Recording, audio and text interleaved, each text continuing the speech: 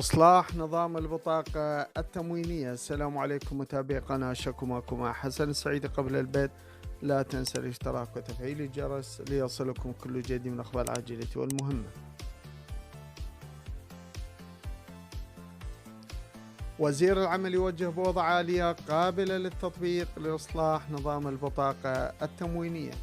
وجه وزير العمل والشؤون الاجتماعية عادل الركابي اليوم الخميس بوضع آلية قابلة للتطبيق لإصلاح نظام البطاقة التموينية.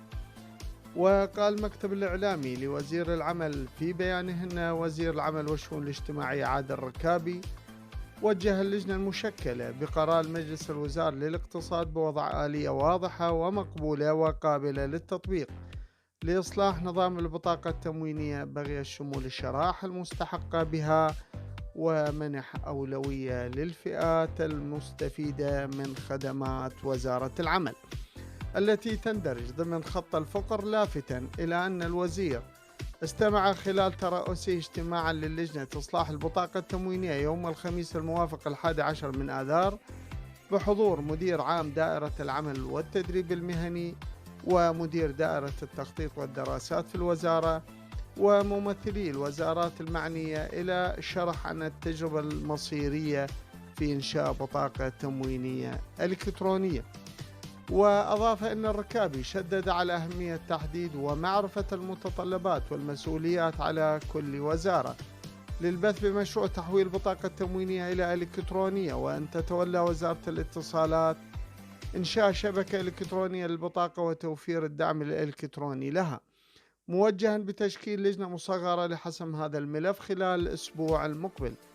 فيما لفت إلى ضرورة تحويل الأفكار والمقترحات إلى ورقة عمل لتقديمها إلى المجلس الوزاري للاقتصاد ومن ثم إلى مجلس الوزراء لإصدار قرار بصدد هذا الموضوع. وأوضح الركابي وفقا للبيان أن وزارة العمل لديها قاعدة بيانات متكاملة عن المستفيدين من خدماتها من الحماية الاجتماعية وذوي الإعاقة والعمال المضمونين والمسجلين كعاطلين عن العمل، موجها دائرة التخطيط والدراسات بمتابعة دوائر الوزارة وهيئاتها لتوحيد بيانات المستفيدين بغية إرسالها إلى وزارة التجارة لمقاطعتها حتى تكون لهم الأولوية في الاستهداف بحصة تموينية متكاملة، داعيا إلى إدخال القطاع الخاص في مسألة توزيع المفردات التموينية بين المستفيدين، ووضع ضوابط محددة لأصحاب المحال والأسواق التجارية الراغبين بالدخول في هذا النظام بهدف الحد من الفساد وضمان وصول المفردات إلى المواطنين. والسلام عليكم ورحمة الله وبركاته.